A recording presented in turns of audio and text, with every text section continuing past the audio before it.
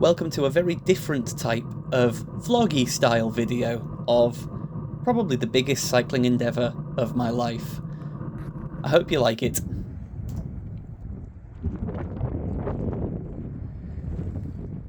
You can just about see Liverpool over there. That's the Port of Liverpool docks. Pan to this side, you can just about see Wales. If I zoom in, there's Wales peeking out round the corner. I'm at the seaside. I don't know if I'm filming from here, do I? But this is very close to my house. Let's see. I've done 5k, so it's not like super close to my house. I don't yet live in one of these seafront mansions. But aspirations, eh? No, I like where I live. I don't need to live here. But this is Mel's. This is the nearest sea to me. I've said this before, but the tidal range of Liverpool Bay is so long that I really didn't expect to see any sea here this morning, but tide's in. I'm still not going down to dip my bike in, as is tradition, simply because it'll bung up my cleats. Today, my dad and I are doing something that has been about 4 years in the planning. And it's just that every year something comes up and we end up not doing it. We want to do coast to coast from our houses because, you know, people go up to Whitehaven and go across to Whitby where the country's narrow. But we always feel like doing anything like that is cheating if you have to drive there first. For us, I'm not saying people who do that are cheating. They very much do a good coast to coast. But for what we enjoy, that doesn't feel like the spirit of things. The problem is, by us, the country is quite wide. So it's going to be a 300-kilometre day. And if you go due east of our house, you get to Skegness. I said our house as if I live with my dad. I'm 34. I don't live at his house. We just live in roughly the same part of the world. About 10 minutes from each other. Yeah, if you go east from where we live, it's Skegness. My international viewers may not have the same visceral response that my British viewers have when I say Skegness. It's a faded British seaside town, but then I'm near a place called New Brighton. So who am I to judge? We've got a hotel there tonight, and we're going to cycle back tomorrow. I've never cycled 600 kilometres in 2 days. So here's my little bag. Sort of bike packing, I guess. Maybe I'll do a what I packed. Here he comes.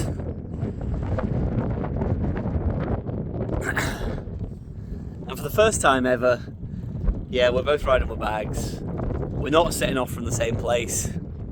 I think we're about ready to go. We're about ready to set off. Dad's just put gels up his shorts because we don't have pockets accessible with bags on. Dad's gone for a side bag. I get grumpy at side bags because they flap around. I'd rather have a sweaty back, but that's, I don't know, rock and a hard place sort of choice really. What's our pacing strategy for today? I'm going to try and keep up with you. Yeah, okay. We're trying to fuel this with loads of gels just because I did that the other week and it was great. I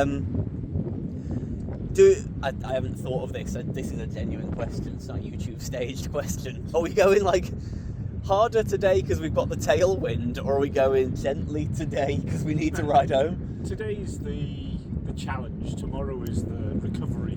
Okay. For me. So I think today is we get there as quick as we can. Yeah. Yeah, and tomorrow I already know where all the train stations are. Okay, cool. Right, we'll get going then. So we've got time to explore the bright lights of Skegness this evening. Right, I'll film from the road. There's a unique feeling to setting off when you know you're going to be riding all day. You're riding through areas you know, but this is Delamere Forest, and to me, this is relatively far from home, and yet this felt like, you know, riding down the back of my own garden for how little of the day it impacted. To say we were trepidatious about this would be underselling it. You know, I was really excited to do this big challenge, just fun concept, but I really didn't know how my body would react. After the ride I'd done the week before this, I was very confident on the fact that it was 300 kilometers today. It was the following day that I just didn't know about. I didn't know how I would react riding with a bag for this long, for example, and had to rearrange a few things. We didn't know how the weather would be. You'll see in quite a lot of the shots it gets quite wet at times, and we had to book our hotel well in advance, so you're sort of locked into when you do it. Annoyingly, you can't see a lovely massive radio telescope just behind me. We're by Dodrell Bank, we got amazing views of it, and I said to Dad, oh, we'll just pull over somewhere we see it and I'll film, and then we've just never seen it again. It's just there, I promise it's there. And it's pointing upwards, it's pointing like outwards for once. It used to look disused. So far, legs are feeling good. It's only 10 miles till our first stop where we'll get some proper food, but Gel's fueling well. How are you feeling, Dad? Feeling pretty good. Not queasy yet, despite the 6 gels I've already taken in. There you go. So, gel fueling's going well so far. I've just got a text from DPD saying they're delivering all of my gels that we wanted for this ride today. So, brilliant. Yeah. See if Rhiannon will drive them to Skeg for us and drop them off for tomorrow. Right, I'll film again at the bakery. So if you don't like this format, this vlog format, don't worry, I'm not planning to make a habit of this, but there's no way I could manage 600 kilometers worth of on-the-road filming, making sure I only get the good stuff, and I talk over it. And, you know, I do apologise for this video being 50 minutes, but it's really just for my own benefits, that's why I do this. It's always awkward filming in cafes, but this is our first stop. I love this place. Me and Rhiannon come here after hill climbs next morning quite often. So we've got loads of food. Absolute deja vu. It's Nick going very slowly up the Cat and Fiddle. Just like all my racing events. Yeah, getting to the Cat and Fiddle and not racing it was quite nice actually. Just come for a cycle up. I didn't make an offering to Beamer Bowden, the custodian of Cat and Fiddle, but thank you for letting me cycle up your hill, mate. It's, as you can see, the point of the ride where stuff starts drawing in weather-wise. I was getting a bit concerned. My dad said, oh, I might need to stop at the top to put waterproof on, and I went full Nick, and I sort of said, well, we stop as little as possible. I don't want to, but look at this. It did get pretty bad. It was quite warm, so it wasn't too problematic actually, but yeah, not ideal conditions when you know that you've got another 200 kilometers to go to be riding in this. And despite that, I was just kind of excited. There's this great feeling of knowing that really the end of the Cat and Fiddle is the end of where I would cycle from home normally, because you have to loop home. So knowing that I'm entering the Peak District here, and okay, I know some of these roads out to Matlock, I've cycled them with David and the Burritos, but knowing that I'm dropping into somewhere new, here we come into Bakewell, beautiful town. I've never cycled here from home before. It's such a different feeling, and my legs just felt good. I just felt good on this ride. I was really happy to just push on. The tailwind helped, and I didn't mind the weather at all. It was just exciting to be riding somewhere new. That's a feeling that you get on these long rides that you can't get otherwise, and I think it's why I love them so much. Like, I woke up in my own bed this morning, and under my own steam, I have made it here to a tourist destination that I would normally have to drive a few hours to, or I wouldn't see without staying over. It's someone commented on my Strava thing actually saying it's the ultimate form of independence. I'm not even dependent on a car to come and see something new. And I love that. And I know it's weird, but I like exercise. I like the feeling of physically exerting myself to get here. So the fact that, yeah, my legs ache a little bit by this point makes it more rewarding to me, not less. It doesn't detract, it adds. I'll admit that at this point, it was maybe a bit silly. We went out of Bakewell, and I said to my dad, oh, we could have just gone round on the main road, but I've I've saved us 1/2 kilometre, but we have to go up this 200 metre elevation climb. Because, you know, what's a ride without climbing? And our first 100k was flat, and our last 100k will be flat, so I'll take them where I can get them. And this road was magnificent. Really, actually, a beautiful hill. I wish I wasn't doing it on part of a 600k 2-day event, because I would have loved to have a full-on punt up a climb like this. Okay, yeah, the road looks like it's about to landslide at any point, but it was awesome. And it's cleared up again, and me and my dad were talking about gels, we were talking about fueling. We were pretty happy at this point, I think, just enjoying the day out. A few people have said I should make more of this. You know, other YouTubers will be calling it this epic ride and making it a 5-part docu-series, but I don't know. I've just been talking to my phone in picture mode for about 2 minutes, so Dad's going to hear me say all the same stuff again. So, yeah, this is Peak District. We just climbed out of Bakewell, which is a beautiful little town. For all it's very touristy, it's still absolutely lovely. The weather's been a little bit drizzly. It was always going to be like the worst of the 2 days today, but it was fine. It was just, as Dad said, we were riding through cloud. It wasn't really raining as such, but it was fine. I filmed with this backdrop, but that's really so that rather than looking at my camera, I can look at this backdrop. Beautiful. This herd of, I think it's mostly bullocks and their mothers, from what I can tell, staring at cow genitals while filming this. We're making good time. So far we've done 138k, 1.3 kilometers of climbing, average speed of 31 kilometers an hour, and an average power of 223 watts. So we're doing well. We're making good time. We maybe have one or two more climbs in the Peak District, and then we're sort of into the east of the country that I don't really know very well. And in my head, it's just going to be flat and cornfields for 100 kilometers. It's like the Normandy of the UK. Cow's just diarrheaed over there. Couldn't help but looking at it. Right, I'm going to stop filming now. I say the most delightful things when I'm being filmed, don't I? This is a place that I would call Bolsover. I have read that locals call it Bowser. I don't know if that's a piss take. So anyway, there's a castle here and a hill that I wasn't expecting. You can hear my bike creaking away. But this was unexpectedly nice, so that was cool. Again, just seeing somewhere that I never would have seen otherwise is great. I haven't made a video of it yet, but a few days before this, I did 300 kilometers down to South Wales on my own into a headwind, and I averaged, on my Garmin, 230 watts, which is like 70% of FTP for 11.5 hours. And it made me think, I wonder if I should start doing 12-hour time trials. I know nothing about them, but at the moment, I'm just thinking maybe next year I should have a go at that. But I'm not interested in CDA, so who knows. Back onto this route. You can see the weather is so hit and miss. It was warm enough that we were never miserable, but I'd say we got a little bit close to it being a bit grim around here. It's a cool bit of the country in that it's not totally flat, it's a little bit rolling still, which makes it quite interesting, but it's definitely not hilly. Here's a lovely level crossing. I'm not particularly a train enthusiast, but little features like this on rides, just, you know, keep them engaging. So I did enjoy getting off, going through here, and we both had just vaguely leaky tyres, which would have been no problem if you weren't doing a 12-hour ride. So we just stopped to pump up a little bit here.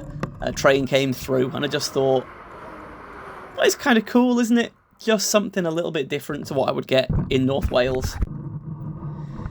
And here we go. I very foolishly later call this a national park as opposed to a National Trust park. It is not a national park, obviously.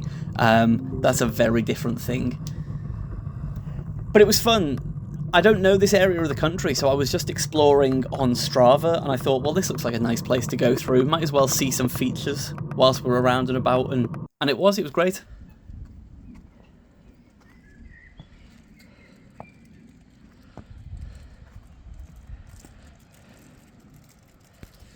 It's rather beautiful around here. This is Clumber National Park.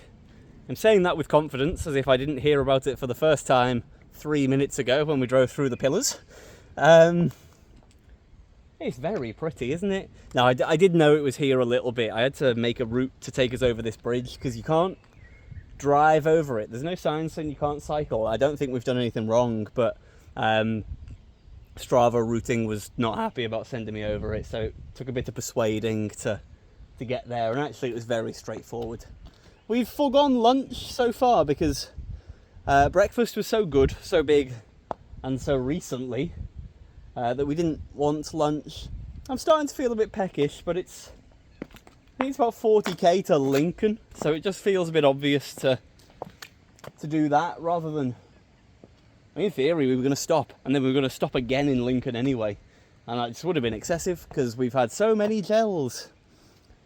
Everything's going well. We're getting a decent bit of speed. We've had a few stops just because my tyre's a bit soggy and Dad's cleats were loose. Tell them what you did, Dad. I bought new shoes, new helmet, anything else new?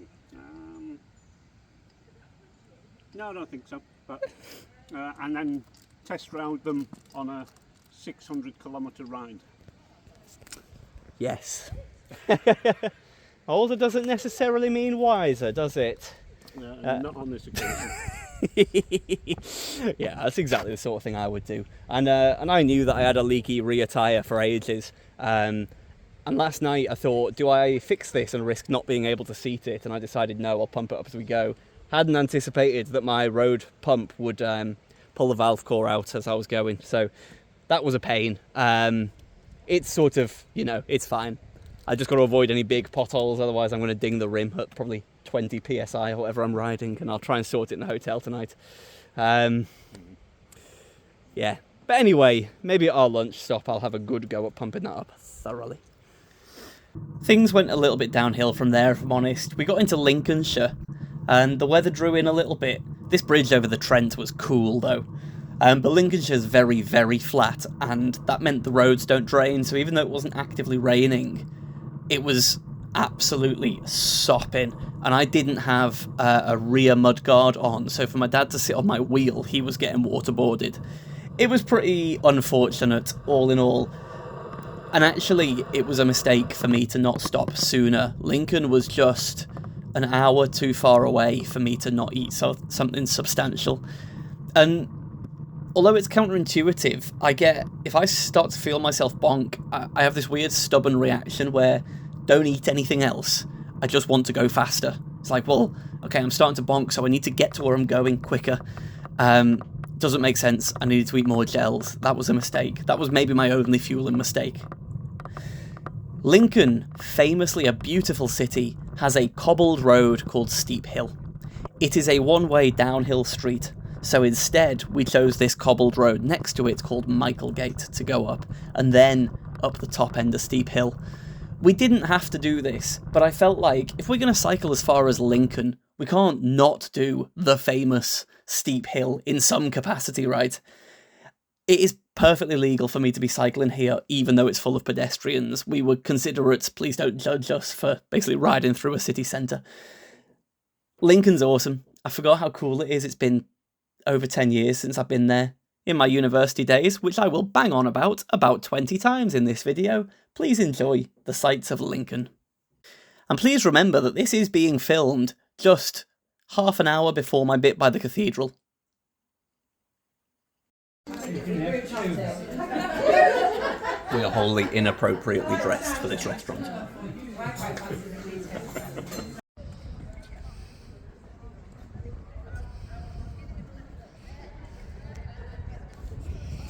So we're in Lincoln now. In my head, that's like basically there, but it's not. We've got another 70k to ride, but Lincoln's a lovely little city, really beautiful place, as you can see. The cathedral in front of me, the only fact I know about it is that it was the largest building in Europe for about 500 years. And it is very big, but that's not really because it's enormous, that's because it's so old. Like, it was probably easy to be the largest building in Europe in 500 AD, and this is that level of ancient. It's very impressive, and we've just cycled up the aptly named steep hill. The little city centre bit over there is beautiful. Lovely place. When I was in Hull, this was like the city that we had a rivalry with for some reason, even though it took us about 3 hours on the train to get here. It's not convenient, it's just also on the east.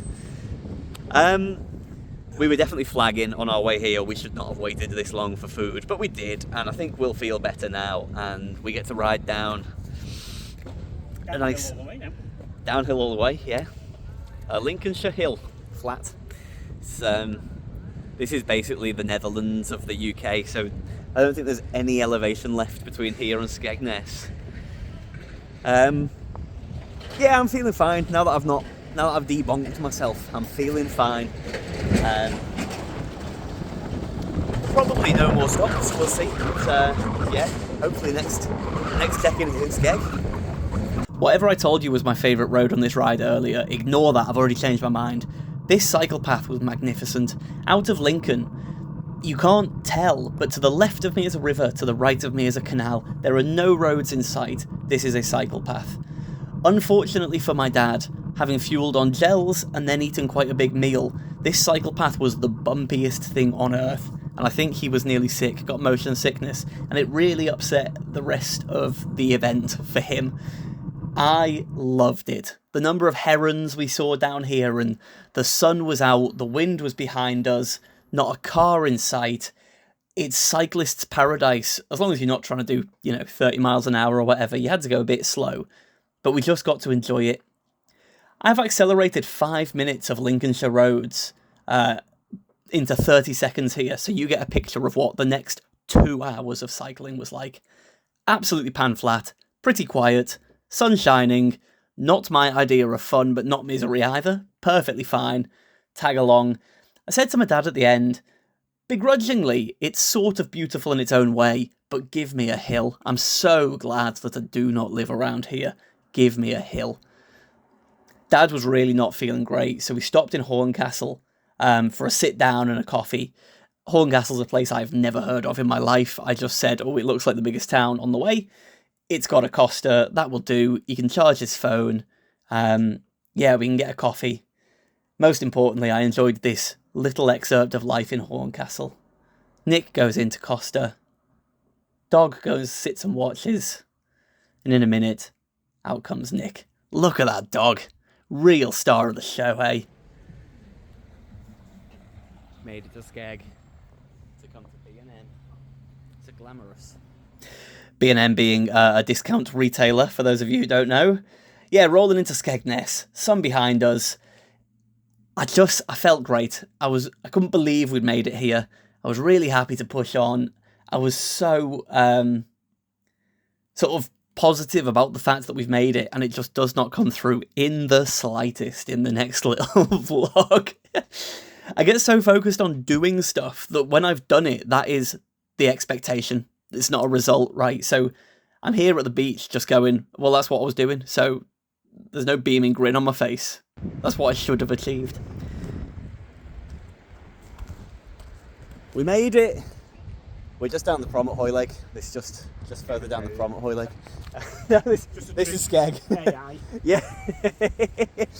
So we haven't quite done 300 kilometres, 299.5 at the moment, but it will be 300 when we get to the hotel, which is just down there. Haven't seen much of the town yet, but it just looks like a nice, normal seaside town. It was a great ride. We had some pretty low moments, I would say. Getting into Lincoln was one. Mm-hmm. You didn't feel great coming out of Lincoln, did you? But I didn't. Perked back up after Horncastle, so we're ending feeling good. And, the 30-mile-an-hour tailwind that's blown us into Skegness when the sun's come out is not bad, is it? A little bonus. How are we going to get home? I'm not doing that. Is now too early to ask how you're feeling about tomorrow, the prognosis? It's not an absolute no. Okay, good. But it could be a slow plod rather than a head down and hold on to your wheel. Yeah, I think with the headwind, it may be both of those things at the same time. Right, we're going to go to the hotel now. I'm fed up of standing at the side of the road, filming stuff. Cool. Admittedly, I should have listened to that comment from my dad a little bit more. Look at it, lovely day to end. You wouldn't know that this was the other side of the country. It's just another beach that we've ended up at. Down the classic British seaside seafront. Even though from here you can't see the sea at all. And it was barely, half a kilometre to our hotel.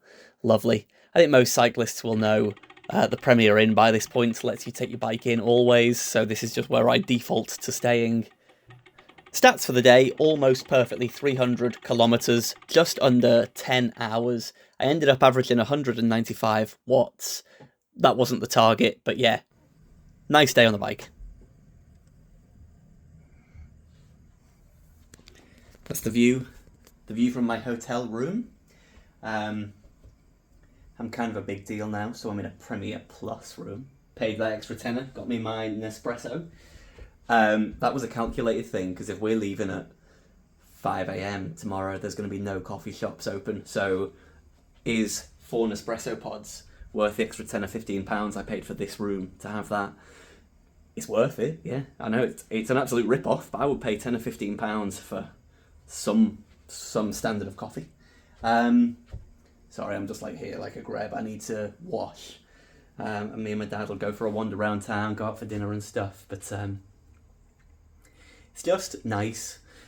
Loads of people, when I've said, I'm going to Skeg, have gone, oh, why? It's a shithole, etc. And I could easily get on my high horse and have a little rant about classism. Everything we've seen as we've driven through is just nice, normal people having a nice time.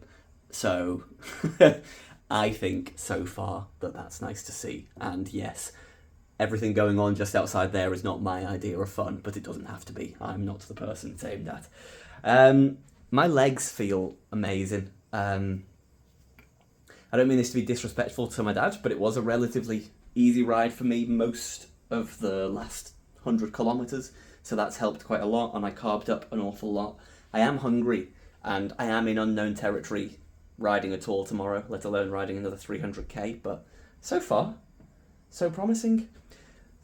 I've never ridden with a bag on before. It fits on pretty nicely, so I spent the whole day this wasn't meant to be Nick showing off his body. I just can't bring myself to zip up my thingy again, because it has been chafing. So it clips over in a couple of places, and I didn't even notice it, to be honest. My shoulders hurt just a little bit more at the end of that ride than they would have normally, but otherwise it's all pretty good. I'm not going to do a breakdown of what I've brought with me, because who gives a fuck, really. I've brought all of the necessities and not much more. I need to get all of my devices on charge, for example, and I need to wash this kit because I need to wear it again tomorrow. And then I think I can chill, have a nice time, and I think we're set for an early night, which is good news. I'm an early bird anyway, and I need as much rest as I can get. Right, I'll probably film some more shit this evening, let's face it. By the way, out to sea, you can see over the wash, which we think's cool, because we're losers. Very interesting. So time to go and pick food. I'll stop rambling now. Right, see you guys. I did not get an early night. I did eat plenty of food, and I did find Hoylake Drive. Good morning. The prospect of cycling 308 kilometres today is a little bit daunting. I feel okay. Actually, I feel great for having cycled 300 kilometres yesterday, but I'm just tired. Arguably unsurprisingly. I'm meeting my dad in the hallway to cycle in 10 minutes. I am still in bed, sort of. I made the, I think, very sensible decision of just putting all 4 Nespresso pods into a single cup. I'm going to drink that. My bag is packed, at least. I did that in advance. Just need to kit up and go, but yeah. Our plan is to not have breakfast just because it was going to be a faff finding breakfast at 5 a.m. in Skegness. We're just going to fuel on gels straight away. And when we get to a decent sized town at 8 or 9, we'll we'll eat something proper there. Hopefully that won't come back to bite us, I don't know.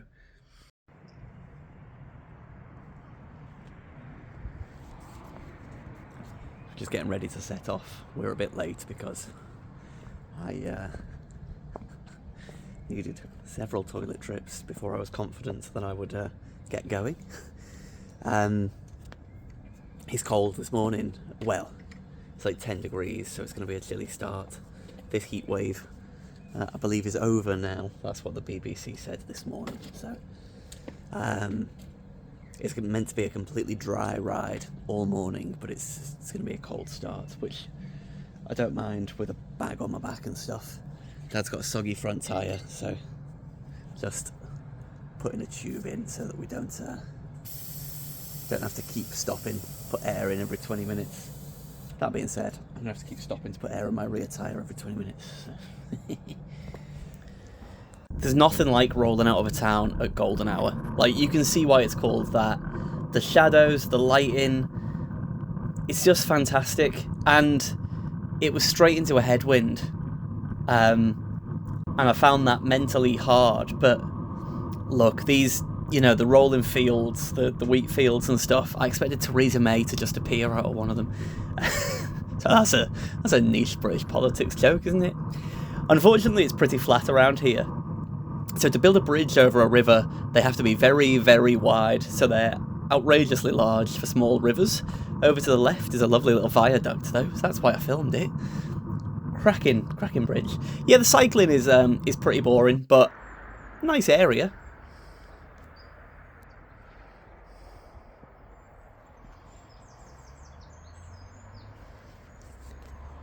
I'm in the serene little village of Billinghay, apart from this massive main road behind me. It's been a slow start. I think I've been not hiding my frustration very well, because when I get, you know what I'm like, I just want to push on. We're both a bit tired, so it's a bit slow going. It's flat and a headwind, which we knew it would be, so it's slow going. I think Dad's more tired than I am, so I keep accidentally riding away. Dad's got a slow puncture, and no bike shops are open, and the nut that holds his valve on for tubeless is seized. So there's nowhere open that can help, so it's just stopping every 20 minutes to pump up. However, as we got into Billinghay, we noticed that an MOT garage was opening up. So we just asked the guy if he could borrow a pair of pliers, and it looks like he's just down there. Looks like it's fine, but I snuck off because I've been dying for a wee for, well, the last half hour. But when you're on a very flat main road, there is literally no cover, no public amenities or anything. Breakfast in Newark is starting to feel like, wow, that's a really long way. We're only halfway even to Newark so far, so I think I'm struggling mentally with recalibrating that we knew today would be slower, but I feel pretty good. I could quite happily be pushing into this wind at the moment, so gonna have to stop pushing on. I absolutely love this person's like waterfront boathouse thing. I know it's weird to just be like perving at other people's properties, but God, imagine just having that in your back garden. Something that was nice about this leg of the journey is we told people what we were doing, and for some reason on the way home everyone was well impressed. Didn't help that my dad told several people we'd come from Scarborough when he meant Skegness, which would have been even more impressive. But it was nice. On the east of the country there's these villages that all have little like rivers or duck ponds or something, and they're all very quaint. It reminds me of being in the East Riding of Yorkshire a little bit, so quite like that. Once we hit this amount of elevation, I suddenly thought, right, we must be out of the worst of it. If there's a single hill, must be excellent, because it means we're getting close to Nottinghamshire, at least. And I say this quite often, but even a small hill in flat country has expansive views, so it looked awesome coming down here. You could see for miles, and there was nothing to see, but just nice. I think we warmed up into this. I felt pretty rough for the first 20, 30k, and the headwind was hard. But my legs came to life after that bit of time. Normally it doesn't take me long to warm up at all, but for this, it did. When we got into Nottinghamshire, there was lovely forests. You can see where Sherwood Forest is left over. The vibe felt very different to Lincolnshire, and awesome riding. Here we are just approaching Newark. It was a much needed coffee stop, even though I faffed around the town, could not navigate us to the coffee shop that I wanted to get to. We really needed this stop. It just came like 10 or 20k too late, I think. Is that okay? Oh, thank you. We're just going to sit outside, but that's amazing. Yeah, thank you very much. Yeah, probably over here. Thank you. Yeah. We're in Stokes's in Newark-on-Trent. I didn't know anything about Newark other than it's where you change on the train sometimes between Hull and Lincoln, so I've been to the train station a few times. I assumed it was a bit rotty and post-industrial, but we just cycled around the town centre and it's really nice. It looked quite pretty. This place is awesome because whatever the food is like when it comes, and the coffee's a bit dark roast for my taste, but sometimes when you come in sweaty lycra, I feel like places will accept your money but would rather you weren't there, whereas here we've been like welcomed like guests of honour. They've let us put our bikes inside. They're really just really lovely, so that's a nice pick me up on what I think is fair to say is a hard morning so far. I get quite bad at recording from here on out, so I apologise if there's not loads more to see. I thought I would put Kirby and Ashfield in just because David Raynham lives around here, and I didn't tell him I was cycling through, but he didn't come out to support me, so I feel like I need to call him out online, because that's not really on, is it? It's not really on to not come out and support. Yeah, there's lots of... I took an hour and a half's footage of these like suburban towns for some reason and forgot to turn my camera on through the Peak District, so I'll blame the 400 kilometres we'd already cycled.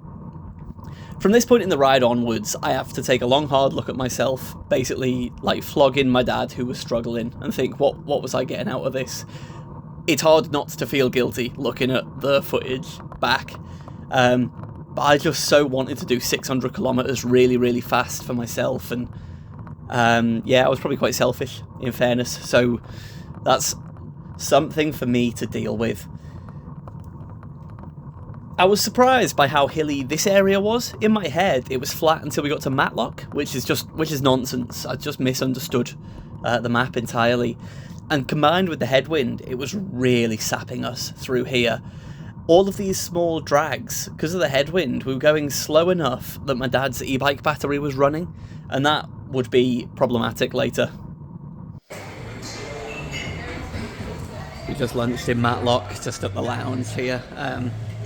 Came here after the hill climbs did a couple of years ago as well.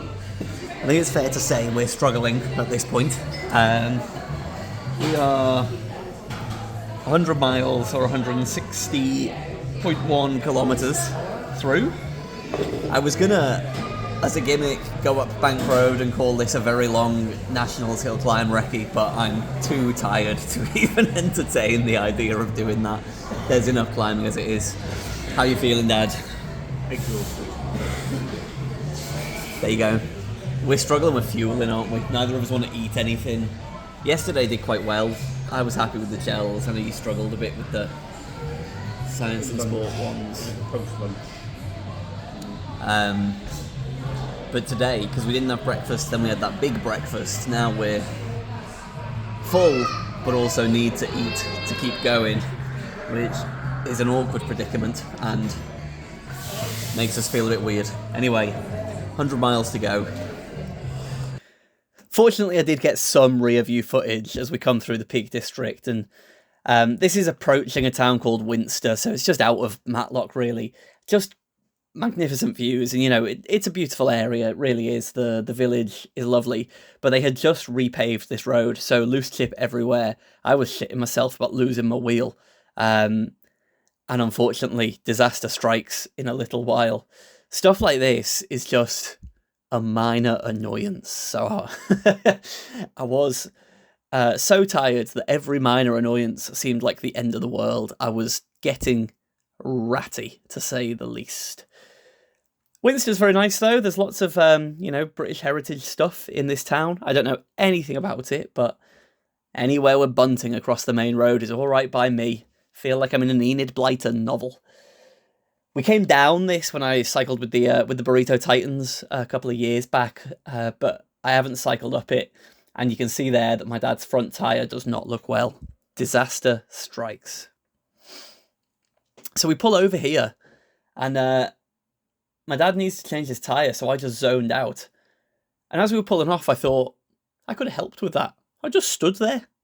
It wasn't ideal that I just stood there, but oh god. My brain had stopped working at this point. I could still put out 250 watts, just churn it out. But I just couldn't think. I couldn't talk. Definitely a sign that you're low on carbs. You need carbohydrate to keep your brain going. On this ride, I used a couple of Science in Sport nootropics gels. They're the only thing that really upset my stomach, actually. But they're absolutely full of basically legal stimulants, and they're not doping, but they made me feel a bit of a buzz and they picked me up again, which was great. And otherwise, I fueled with Precision Fuel and Hydration 300-gram gels. This is not a plug. They worked amazingly for me. They are better than any other gel I have tried. For me personally, I could eat them and just them for a ride. This area of the South Peaks I did not know at all. And it's really pretty. I looked up where it was so that I could tell you, because all I can say is near Leek, sort of.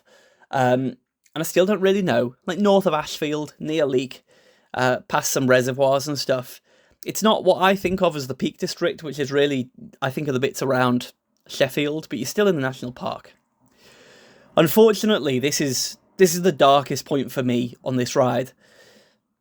We go up a very long drag in Staffordshire now, we're on the Staffordshire moors, and there's a headwind. And my dad was struggling so much that he would pedal and his e-bike would kick in and he'd come up alongside me and then he'd freewheel. And unfortunately, that was messing with my head. When you're absolutely knackered and you constantly hear a free hub behind you, I was getting irritated, so I shouldn't have attacked there in the slightest. And it wasn't an attack, but I just thought I have to go harder. I can't keep hearing someone freewheel while I push wind for 200 kilometers. So it was a dick move and split us up and probably killed my dad for the rest of the ride, which was not ideal. On the bright side, this descent, sun's out, lovely, lovely little descent. I missed that right turn because I couldn't brake fast enough, so I had to come back around on myself. But it was fun. And looking out over Cheshire and suddenly seeing hills I'm familiar with, even though I know it's still over 100k to home, being so far in, like almost 500 kilometres in 2 days, and going, that's Beeston Castle. I can see that, and I know where that is. Unbelievable feeling. So I was buoyed by that. I could have kept pushing this power. I know that's easy to say, but I really believe I could have just kept ticking over like this if I kept putting the gel in indefinitely. Views once again lovely behind me back at the Peak District, and this was the last hill. So we said, well, we'll get to the top, we'll regroup and we'll make a plan. My dad's e-bike battery died. Someone give me a hug. I don't want to fake crying because after 530 kilometres in the last 2 days, I think I will actually cry at a moment's notice, and there's no reason for that. Dad's decided to get a train. We're in Sandbach, which is not just a motorway service station. It's a very nice little Cheshire town. He just really couldn't push any power anymore. Wasn't having any fun. We did our coast to coast yesterday. He has ridden 520 kilometres in 2 days. So, fair play. He's going to charge his phone here, check he can get a train, and get back. And I'm just going to get my head down and do, I don't know, a whopping 180 watt time trial home. See if I can get home for dinner time. Ugh. Exactly the same power as the day before, 195 watts, slightly further. I loved this ride. I loved this event. Thank you for watching.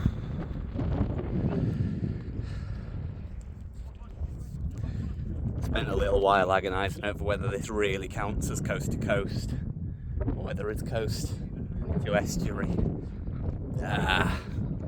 Honestly, I'm too tired to care.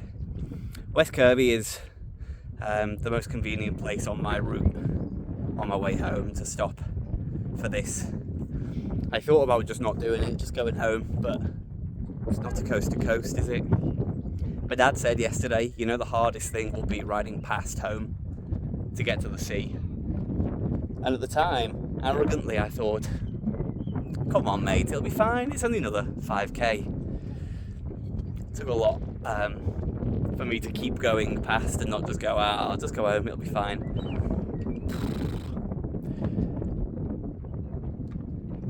I feel surprisingly okay. So the last 3 hours or so after my dad stopped, I've been quite comfortably ticking over 230 to 250 watts just consistently. I wouldn't have averaged that, obviously there's loads of stuff, but you know, I think after like 20 hours cycling in the last 36 hours or 600 kilometers in the last 36 hours, being able to just get my head down and push out that power, pretty good. I feel like this is the sort of time that I should reflect on the ride and what I've learned. I saw the Cheney guys on the way down. They were trying to get me to come and do a turn. My legs would have been capable of doing a turn, but what I learned from last year is don't do anything technical when you're absolutely fucked. I would have ridden into the back of someone and broke my other ankle. I feel really guilty about leaving my dad in Sandbach. Really guilty, actually. I don't think I should, probably. Just debating whether I am responsible for him getting there. I'm probably not, am I? These things happen. I just think maybe if I'd paced it better, maybe it's a failure on my part that he couldn't get round. If I'd paced it better, if the gels I ordered had come, maybe his fueling yesterday would have been better, all that sort of thing, and I feel quite bad about it, but never mind. What's done is done. He will get home okay. Dion Dublin lives across the road and he just got out of his car and I can't stop looking. Right. From the coast again. Farewell. I'm going to have a bath and a lovely home-cooked meal.